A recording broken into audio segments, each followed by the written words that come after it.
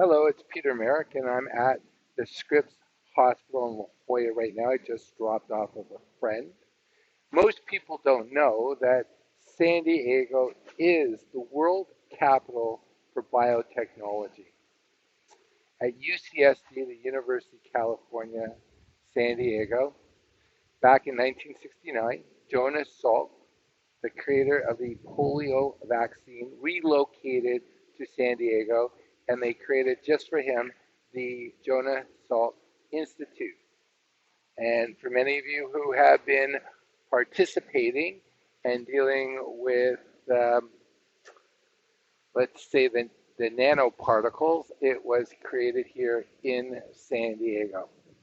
Now, as I sit here, even though we have not been wearing face nappies or been mandated or a memo, because there was no law, to wear a face nappy, most of the people around me are still choosing to wear one around their face.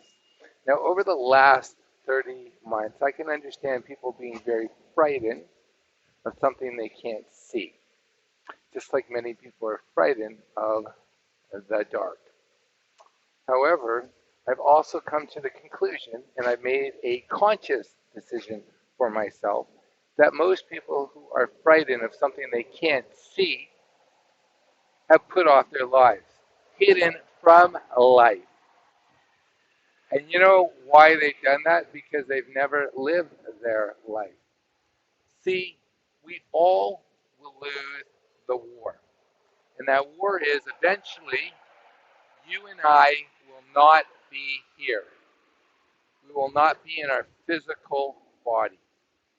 And I've had the opportunity to have such great perspective by working with some of the most successful business creators this planet or our generation or the generations just before me have created.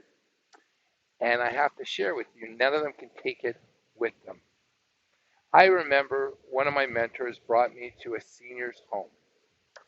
And the director of the senior's home asked us to speak with one of the residents who would not come out of his room. This individual had been the president, the CEO of a multinational corporation that had over 100,000 employees. But now he was a resident in a senior's home just like every other resident. And he was used to barking out orders and people listening to him. He had a confrontation with someone who, in their former life, had been a plumber. And the individual who was a plumber looked at this former CEO and said, "It doesn't matter who you were before, you're like the rest of us. And I don't have to listen to you because I don't work for you, nor did I ever work for you." I want you to think about that. Are you like that plumber who says, "I don't have to listen to you because I don't work for you under natural law. We are all independent"? Or are you like that CEO who's so attached to the labels that described who they thought they were? They needed external validation. I've seen so many people get crippled, because they are so attached to their car, attached to their titles, attached to their things.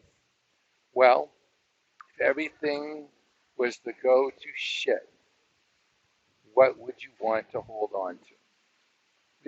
These are just shots that I'm sending out over the bow for you to contemplate and ask yourself, what do you want to remember you for? Who cares about anyone else? Because they don't have time really to think about you. They're busy thinking about themselves. And the facts are, we're all going to leave this place. Ask yourself, am I living today? Are you living today? Those are just my thoughts. Have an awesome afternoon.